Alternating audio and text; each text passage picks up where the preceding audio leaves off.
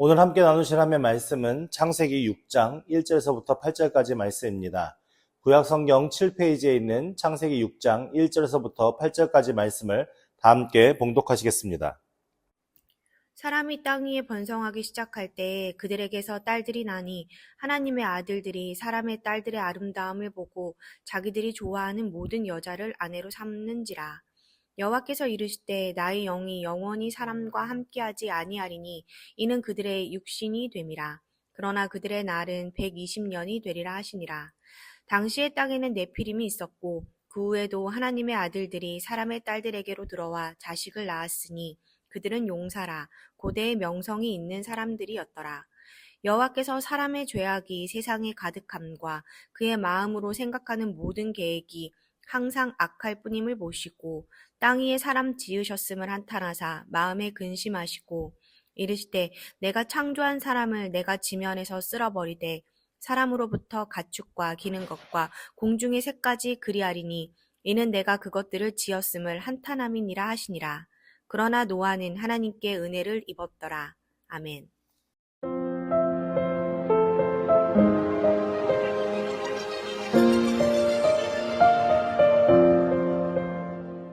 지난주에 우리는 창세기 5장의 말씀을 통하여서 에녹의 그 상황과 말씀에 대해서 한번 살펴보았습니다. 에녹은 그 5장에 나오는 족보의 내용들을 보면 다 몇 세를 살고 죽었더라, 몇 세를 살고 죽었더라, 몇 세를 살고 죽었더라가 반복적으로 계속 나오지만 에녹만 유일하게 그가 죽음을 보지 않고 하나님께서 그를 들어서 옮기셨다라는 표현 속에서 과연 하나님께서 그 속에 우리에게 깨닫게 하신 은혜가 무엇인지에 대해 살펴보았습니다. 그런데 에녹의 삶은 어떤 삶이었다고요?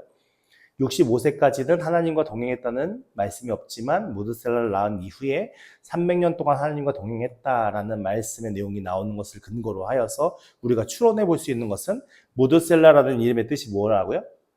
네, 그 무드셀라 아들이 죽으면 그 이후에 세상이 멸망한다라는 의미가 그 이름 안에 담겨져 있다라고 말씀을 드렸습니다.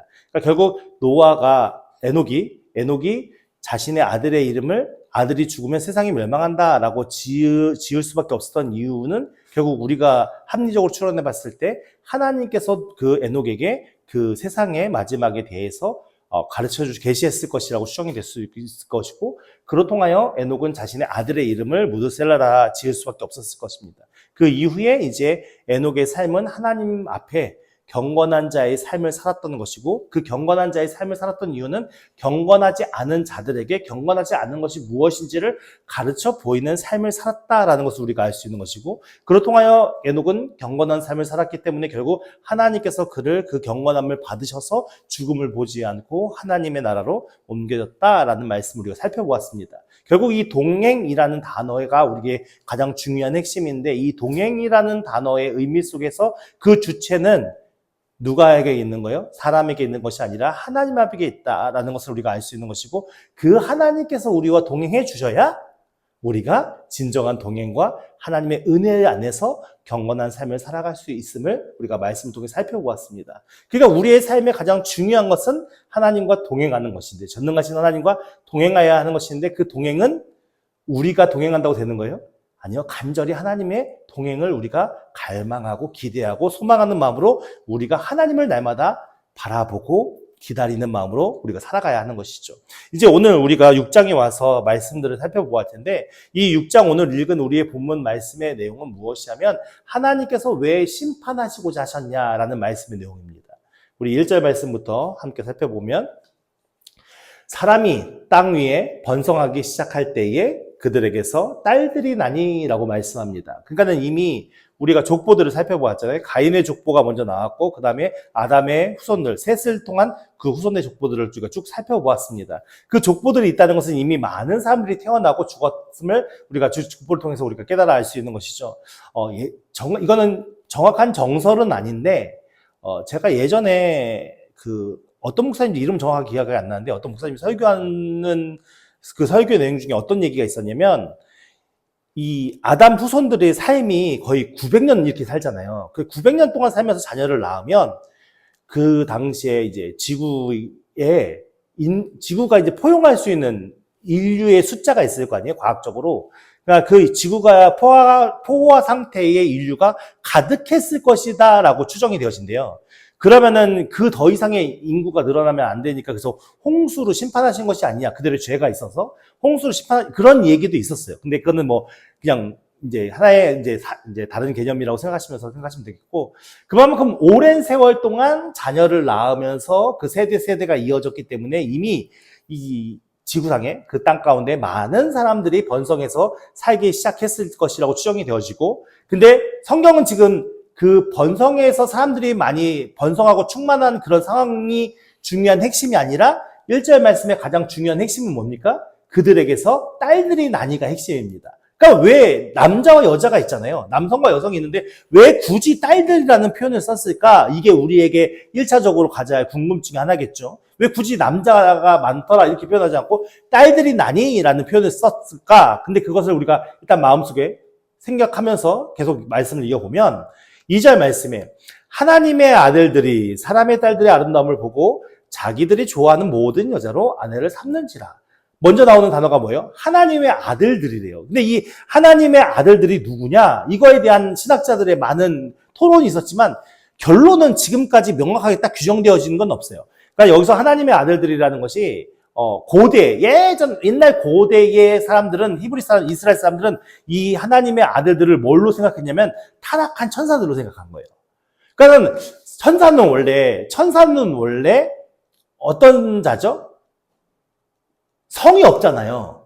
영적인 존재잖아요. 근데 영적인 존재의 사람들은 하나님의 명령과 하나님의 소식과 하나님의 일들에서 섬기는 존재들인데, 근데 그 존재들 중에 타락한 천사들이 있었고, 그 타락한 천사들은 어떻게 해요? 하나님의 무던 통찰에 있지만, 그들은 그들의 악함을 통해서 그들의 이제 사람들을 꾀어서 결국 죄를 짓게 만드는 일에 쓰임을 받는 거잖아요. 그러니까 그렇게 됐기 때문에 그 천사들이 영적인 존재라서 직접 여자와 자녀를 낳을 수 있는 상황은 아니지만 그 천사들이 이제 자신의 능력으로 사람처럼 변신해서 여자와 함께 그렇게 아이를 낳았지 않았을까? 이게 고대 사람들이 생각했던 그런 가치관이에요. 근데 이것은 좀 성경에 나오는 내용이 좀 맞지 않고요.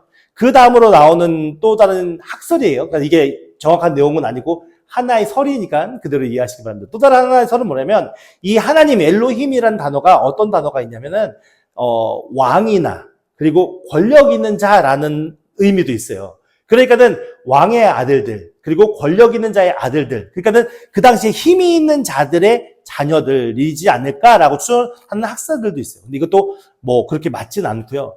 중요한 건 뭐냐면 하나님의 아들들이고 그거에 대비돼서 나오는 단어가 무엇이냐면 사람의 딸들이에요.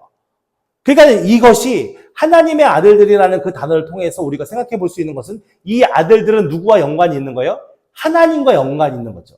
그러면 사람의 딸들이라는 표현 중에서 이 딸들은 누구와 연관이 있는 거예요? 사람과 연관이 있는 거예요. 그러면은 하나님과 사람이라고 생각했을 때 하나님은 어떤 분이시죠? 선한 분이시잖아요. 딸들은 사람은 어떤 사람입니까? 사람이라 하면은 죄에 지은 인간을 얘기하잖아요.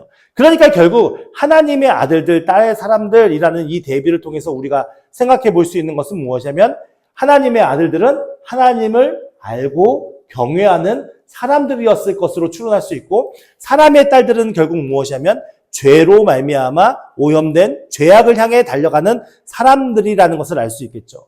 근데 하나님의 아들들이 어느 순간이 지나면서부터 무엇을 하기 시작하냐면 사람의 딸들의 무엇을 봐요? 아름다움을 보고 자기들이 좋아하는 모든 여자를 아내로 삼는지라라고 말씀하고 있습니다.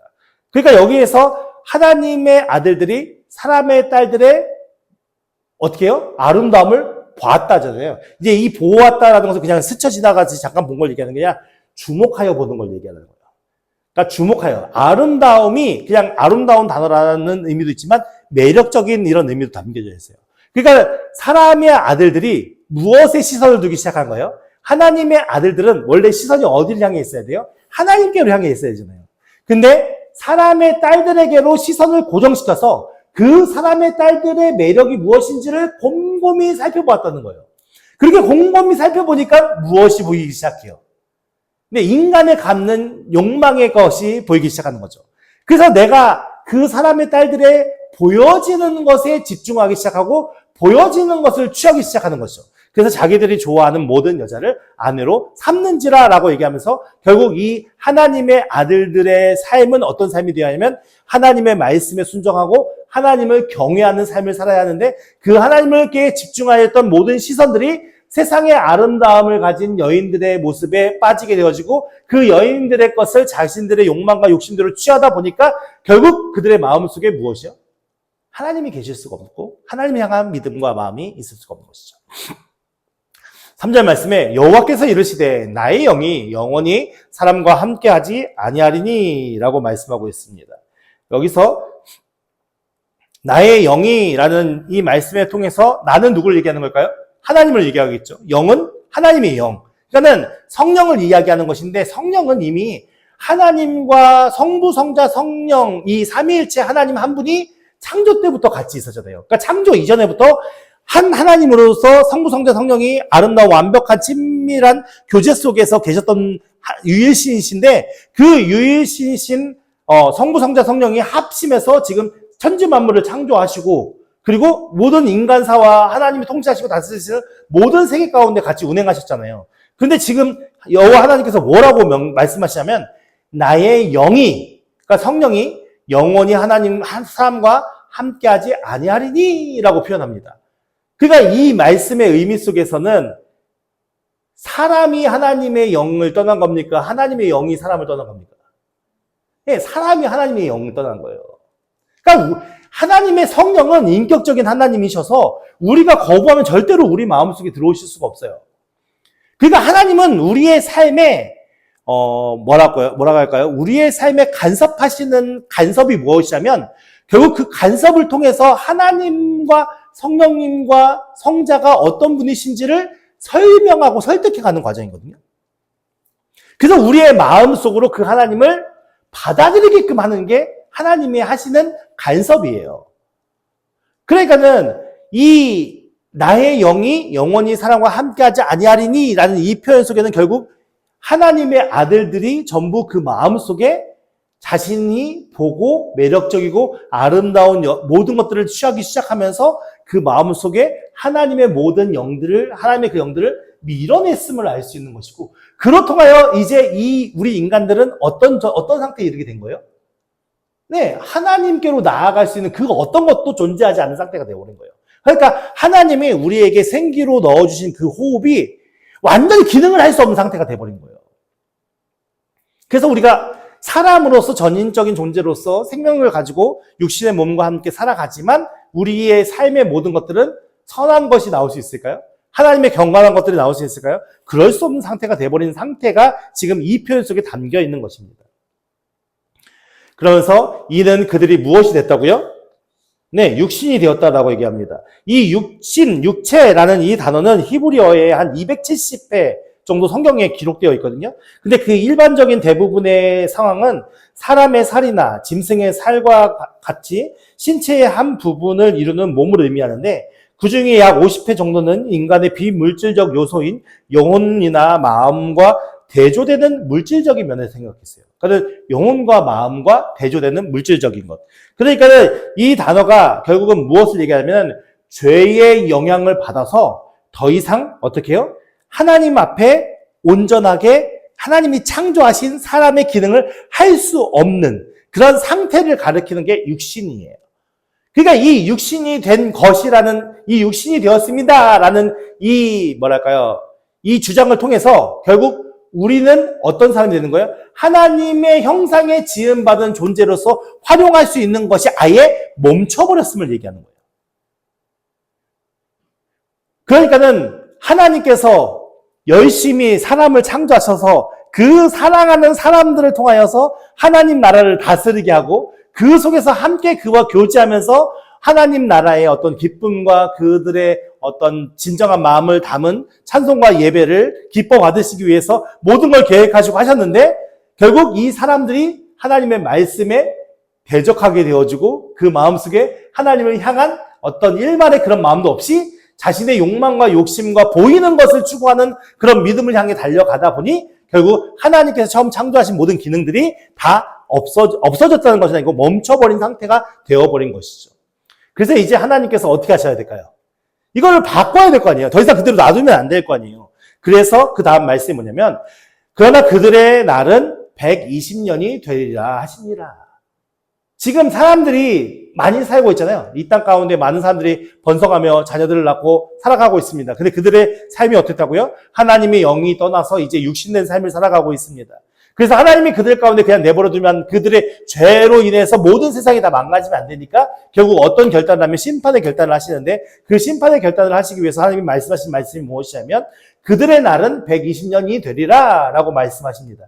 이 말씀의 표현을 통해서 어떤 분들은 이렇게 주장하시는 분들이 있어요. 홍수 나고 나서 그 이후에 인간의 수명이 120년으로 뚝 떨어졌다라고 주장하는 말씀도 있어요. 근데 이 말씀의 원문의 뜻을 직역하면은요, 그들의 남은 날이 120년이라는 뜻이에요.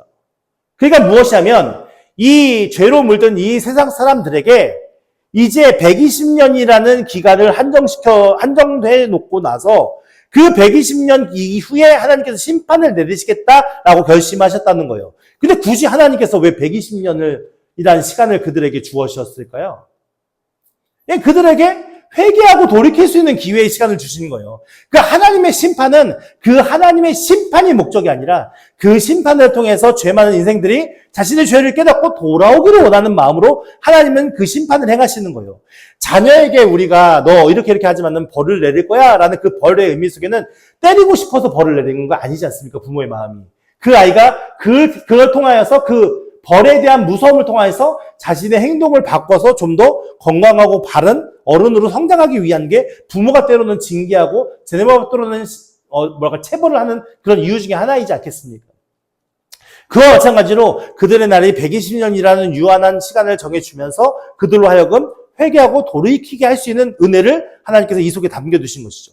그래서 실질적으로 어떤 일이 벌어졌죠? 노아가 방주를 만들잖아요. 근데 그 당시 지구 환경 속에서는 홍수라는 개념이 아예 없었어요.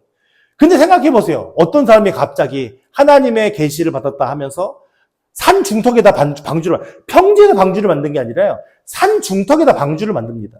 몇 년 동안요? 120년 동안. 그걸 사람들이 봤습니까? 못 봤습니까? 방주가요, 작게 만들 수 있잖아요. 그렇게 크게 방주를 만든 이유가 뭘까요? 다 보여주는 거죠. 방주를 웬만큼 작게 만들 수 있어요. 왜냐면 전능하신 하나님은 동물들이 다 멸절되어도 다시 동물들을 만들 수 있는 능력이 있으신 분이잖아요.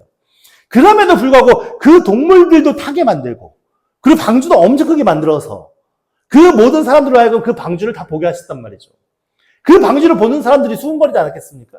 왜 저기다 배를 만든 거야? 도대체 이걸 왜 만든 거야? 하나님이 노아에게 계시하실 때 그 얘기를 다 들었을 거 아니에요. 그러니까 하나님의 은혜는 어떤 누구에게만 특정적으로 특정적으로 그 사람에게 하는 게 아니라 보편적으로 모든 인류와 사람들에게 보편적으로 모든 사람들이 듣고 알 수 있게끔 역사하시는 하나님이라는 것을 이 사건을 통해 알 수 있는 것이죠. 그렇게 경고를 했음에도 불구하고 사람들은 어떡합니까? 무시하죠. 외면하죠. 그래서 그들이 맞는 결국은 무엇입니까? 홍수가 날 때에 그제서야 안 거죠. 이미 문이 닫혔는데 가서 문 열어달고 나를 씌워달라면 어떻게 실어줄 수 있겠습니까? 우리 안에 어리석음이, 우리 안에 완악함이 이런 상황을 만들었다는 것을 성경을 통해서 보여주는 거예요. 오늘 우리가 가져야 할 마음은 어떤 겁니까? 우리 안에 완악함이 중요한 것이 아니라 우리가 하나님의 은혜 안에서 하나님의 영이 우리 안에 역사하실 수 있도록 우리가 그 하나님과 함께 하느냐가 중요한 것이죠. 자, 그래서 4절 말씀에 보면 당시 땅에는 무엇이 있었어요? 네피림이 있었대요. 근데 이 네피림이 정확하게 무엇이냐라의 의견에 대해서 너무 많은 얘기가 있어요. 근데 우리가 그냥 추론해 볼 수 있는 것은 여러 가지 많은 상황과 사건들이 있지만 이 네피림이라는 이 문장이 민수기에 나오잖아요. 민수기 13장 33절 말씀에 거기서 네피림 후손인 아낙 자손의 거인들을 보았나니 사실 네피림의 후손이 있을 수 있습니까? 없죠. 왜냐면 노아 홍수에 때 다 죽었잖아요. 아무도 남지 않았잖아요. 노아의 가족들밖에 남지 않았잖아요. 그러니까 사실은 이 네피림의 후손이라는 말이 의미가 없는 거죠, 사실은. 근데 그럼에도 불구하고 아낙 자손을 뭐라고 했냐면 네피림의 후손 같다라고 표현했는데 그 네피림의 후손의 가장 큰 특징이 뭐냐면은 아낙 자손들의 큰 거인. 그러니까는 성경 신학자들이 이 네피림, 이 아낙자손의 큰 거인이 대략적으로 키가 한 2m 40 정도는 되지 않았을까. 3m라고 주장하는 사람들도 있다고 하는데 그 3m는 조금 너무 과장된 표현이고 한 2m 40 정도는 되지 않았을까. 그러니까 여러분 생각해 보세요. 우리가 농구 선수 한 192m 되는 사람만 봐도 엄청나게 큰데 그것보다 40cm 이상이 더 큰 사람이 있었다는 거예요. 그렇게 키가 큰 장신의 사람들이 당시에 네피림이라고 불렸다는 거죠. 근데 이 네피림이라는 사람이 그렇게 키가 컸다면 당연히 힘도 셌겠죠. 힘도 셌겠죠. 그 능력 싸움, 힘이 키가 크고 힘이 세다면 당시에는 무기로 갖고 싸우는 게 아니잖아요. 그러니까 막대기, 돌, 이게 망치 이렇게 그런 거 갖고 싸울 텐데 그러면 키가 작은 사람보다 키가 큰 사람이 훨씬 압도적으로 유리했겠죠. 그러니까 이 네피림이란 이 표현들 속에서 그 후에 하나님의 아들들이 사람의 딸들에게로 들어와 자식을 낳았으니 그는 용사라 고대의 명성 있는 사람이었더라. 그가는 키가 크고 능력 있는 그리고 싸움을 잘하는 용사, 명성 이런 걸 통해서 우리가 생각해 볼 수 있는 게 무엇입니까? 그 당시에 사람들이 추구했던 추구미가 무엇인 줄 알 수 있는 것이죠. 그러니까는 그 당시에 사람들은 무엇이냐면 사람들에게 인정을 받고 사람들에게 인기를 얻고 사람들에게 자랑할 수 있는 것이 많은 자들을 동경했다는 걸 알 수 있어요. 근데 이것이 단순히 그 노아 시대에 있었던 일입니까? 오늘날은 이런 일이 없습니까? 오늘날도 똑같잖아요. 오늘날도 많은 사람들은 무엇이냐면 서로 사람과 사람을 비교하면서 내가 너보다 가진 것이 뭐고 내가 너보다 더 많은 것이 뭐고 내가 너보다 뭘 더 누리고 이런 걸 자랑하면서 살아가고 있거든요. 옛날에는 이렇게 키가 크고 힘 있는 장수를 사랑했다면 오늘날에는 돈 많은 사람이 권력이라고 느껴지니까요. 그러니까 결국 인간이 갖는 죄의 가장 큰 본질적인 본성의 마음은 무엇입니까? 욕망에서 비롯되어 있다는 것을 너무나도 명확하게 알 수 있는 것이죠. 우리의 마음의 욕심과 우리의 마음의 이기심과 그런 것으로 비롯되어져서 결국 하나님의 아들들이 사람의 딸들에게로 들어와 자식을 낳았는데 그 자식들이 어떤 사람이라고요? 용사가 되길 원했고 명성 있는 사람이 되길 원했다라는 거죠.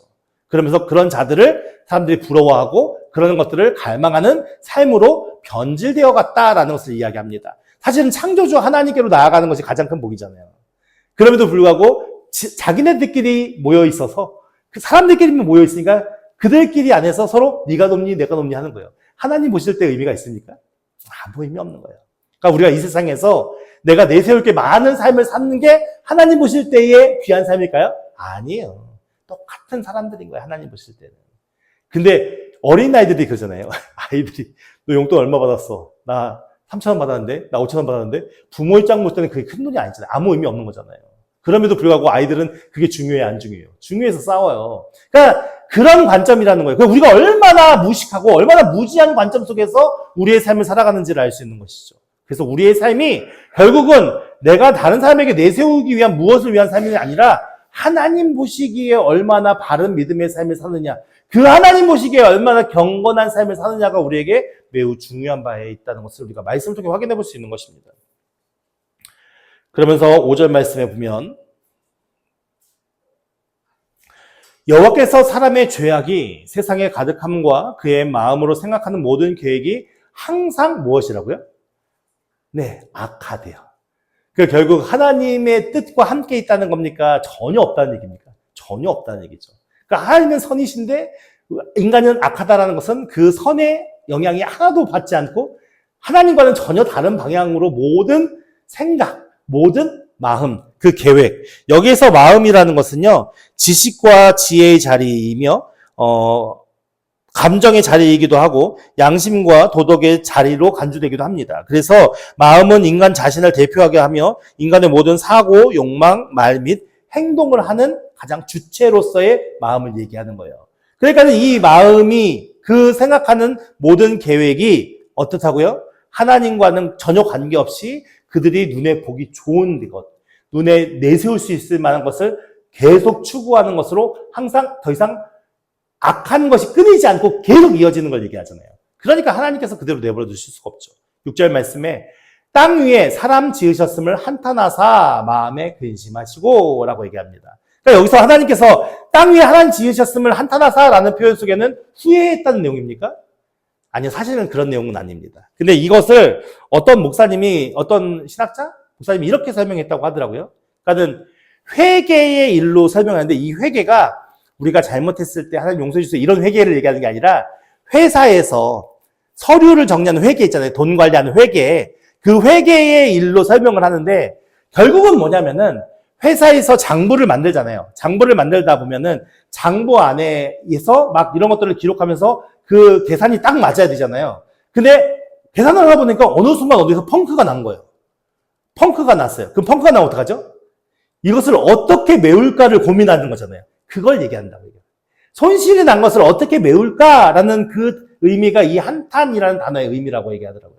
그러니까 뭐냐면은 지금 하나님께서 창조하신 모든 창조의 질서가 결국 누구 때문에 어그러지기 시작하는 거예요? 인간들 때문에 어그러지기 시작한 거예요. 그것으로 인한 손실을 어떻게 하면 이것을 바르게 원위치시킬 수 있을까라는 고민이 이 한탄이라는 단어인 거예요. 그러니까 사람을 지으신 것을 후회하는 것이 아니라 사람으로 인한 손실을 어떻게 하면 회복시킬 수 있을까라는 것을 스스로 고민하셨다라는 말씀인 것이죠. 그래서 그 마음에 근심하시고 실제 말씀에 이르시되 내가 창조한 사람을 내가 지면에서 쓸어버리다는 것은 아예 흔적 모든 것을 다 지워버린다는 의미거든요. 모든 흔적을 다 없애버린다는 의미예요. 지워버리되 쓸어버리면서 그러면 하나님께서 인간을 심판하시겠다는 그 말씀이죠. 근데 인간만 심판하시는 게 아니에요. 가축과 기는 것과 공중의 새까지 그러하리라. 그러니까 죄는 인간이 지었는데 범죄는 인간이 했는데 그 인간으로 인해서 누가 심판을 같이 받아요? 가축과 기는 것과 공중의 새까지. 그러면 가축과 기는 것과 공중의 새는 어디에 있어요? 지상에 있잖아요. 그 지상은 누가 활동하는 곳이었어요? 사람들이 활동하는 곳이잖아요. 그 사람들이 활동하는 모든 것이 다 심판받았다고 보시면 되는 거예요. 누구 때문에요? 인간이 지은 죄 때문에. 그러니까 이 자연, 이 가축과 이 기는 것과 이 공중의 새는 무슨 죄입니까? 근데 하나님께서 이 가축과 공중의 새와 기는 것들, 그들과 함께 인간의 삶을 살 수 있게끔 은혜를 주신 건데 그들은 죄가 없음에도 불구하고 하나님이 인간이 지은 죄가 그들에게 같이 함께 전달되어져서 함께 심판받는 그런 상황 속에 처하게 됩니다. 그러니까 하나님의 심판 앞에서는 어떤 누구도 자유로울 수 없는 것이고 어떤 누구도 회피할 수 없는 것이고 어떤 누구도 그 안에서 대적할 수 없는 거예요. 다 그 심판은 자신이 지은 범죄로 인하여서 당연히 마땅히 받아야 할 죄의 형벌인 것이에요. 그것이 오늘 우리에게도 마찬가지 해당되는 것이죠. 근데 이러한 상황 속에서도 하나님께서는 어떻게 하시냐면 그 모든 것을 그냥 끝내시는 것이 아니라 그냥 내가 이것을 만들었는데 이 컵을 만들었는데 이 컵이 이제 쓸모가 없어진 거죠. 그러면 원래라면 어떻게 할까요? 깨버리고 다시 만들 거 아니에요. 근데 하나님께서는 그렇게 하지 않으시죠. 그렇게 하지 않으시고 그것이 회복되게끔 어떻게 이 한탄하사라는 의미가 매우 중요한 건데 그걸 어떻게 원위치시킬까? 어떻게 그걸 회복시킬까라는 것의 계획과 뜻이 결국 어떻게까지 이런 거예요? 예수 그리스도까지 이르게 된 것이고 그것을 통해서 오늘 우리에게까지 주어진 거예요. 우리가 범죄함으로 하나님께서 그걸 깨트리듯이 우리를 버리셨다면 우리가 존재할 수 있을까요? 아니요. 그런 사람 아무도 없을 거예요. 그래서 8절 말씀이 우리에게 큰 은혜인 거예요. 8절 말씀 뭐라고 합니까? 그러나 노아는 여호와께 무엇이요? 은혜를 입었더라. 오늘 저와 여러분들이 이 은혜를 입은 겁니다. 마땅히 심판받아서 하나님의 멸망 아래에 있어야 마땅한 우리가 하나님께서 우리에게 은혜를 주셔서 구원의 길을 열어주셨고 그 노아에게 하나님의 심판을 가르쳐 주시면서 방주를 계시하시고 그것을 믿게 하신 게 누구실까요? 하나님이세요. 그럼 노아는 특별한 사람이라서 그럴까요? 그 당시 사람과 완전 다른 개념의 사람이라서 그럴까요? 노아도 그 당시에 범죄한 사람들과 특별히 다르지 않았어요. 그럼에도 불구하고 하나님께서는 그 노아를 붙들으셔서 의인의 삶을 살게 하셨고요. 그 의인의 삶을 살고 은혜를 부어주셔서 방주를 만들게 하신 거예요. 결국 우리가 세상 사람들보다 똑바라서 뭔가 나아서 예수를 믿고 구원받은 게 아니라 그냥 하나님의 은혜가 우리 안에 입혀져서 그래도 하나님의 진리를 알게 하시고 그래도 우리가 하나님의 생명을 알게 하시고 그래도 그 하나님의 사랑을 입을 수 있는 자들로 세움받게 하셔서 오늘 우리가 이렇게 하나님 앞에 예배하는 것 아니겠습니까? 그럼에도 불구하고 우리의 의식과 우리의 마음은 계속 어떻게 하려 합니까? 눈에 보이는 것을 추구하려고 하고 세상 사람들에게 자랑할 것을 추구하려고 하고 내 나름대로 내세울 것을 추구하는 그런 노아 시대의 사람들이 저질렀던 그런 악행의 모습을 향해 나아가고 있지 않습니까? 그럼에도 불구하고 하나님께서는 한탄하사 우리에게 어떻게 하신다고요? 회복시키실 은혜를 계속 끊임없이 부여해 주시는 것입니다. 그리고 그 당시 사람들에게도 120년 동안의 시간을 주시면서 그들이 회복할 수 있는 시간을 주셨듯이 오늘 우리에게도 어떻게 해요? 예수 그리스도가 재림하시기 전까지 우리에게 회복할 시간을 주시기 위해서 이제까지도 예수님께서 오시지 않고 우리에게 기회로서 계속 주어지는 겁니다. 그렇다면 오늘 우리가 하나님의 아들들로서 어떤 삶을 살아야겠습니까? 노아가 납득이 안 되고 이해가 안 되는 상황 속에서도 방주를 만들었듯이 오늘 우리의 삶이 세상 사람들 볼 때는 납득이 안 돼도 이해도 안 돼도 하나님의 말씀을 준행하는 삶을 살아야 하는 것입니다. 그렇게 그 사람들에게 진정한 경건이 무엇이고 진정한 구원이 무엇인지를 우리의 삶으로 보여줄 수 있는 자들이 되어야 하는 것입니다. 노아가 밖에 나가서 이제 홍수로 멸망할 것이니까 다들 하나님 앞에 회개하세요라고 외쳤습니까? 아니요. 노아가 한 일은 묵묵히 하나님의 말씀에 순종한 겁니다. 오늘 우리의 삶의 가장 중요한 핵심은 뭔지 아십니까? 우리의 마음으로 하나님의 마음을 순종하며 사는 것, 말씀을 순종하며 사는 것입니다. 우리의 전인격인 우리의 인격체로서 그 하나님의 말씀에 전적으로 순종하며 사는 삶, 이것이 진정 하나님 앞에 경건의 삶인 것이고 이것이 진정 하나님 앞에 귀한 믿음의 삶인 것입니다. 그것을 통하여 저 죽음 앞에 놓여있는 자들에게 그 심판 앞에 놓여있는 자들에게 하나님께서는 보여주기를 원하시는 겁니다. 오늘 우리가 하나님의 아들들이라고 믿으시기 바랍니다. 그러면 하나님의 아들들답게 삽시다. 그 하나님의 영이 거하여서 그 하나님의 성령께서 인도하시는 은혜를 따라 이 세상 사람들과 똑같은 관점과 똑같은 죄악된 의식을 따라 사는 것이 아니라 하나님의 은혜를 쫓아 오늘 우리의 삶을 주와 함께 동행하는 우리 모두가 되기를 예수님의 이름으로 축원드립니다.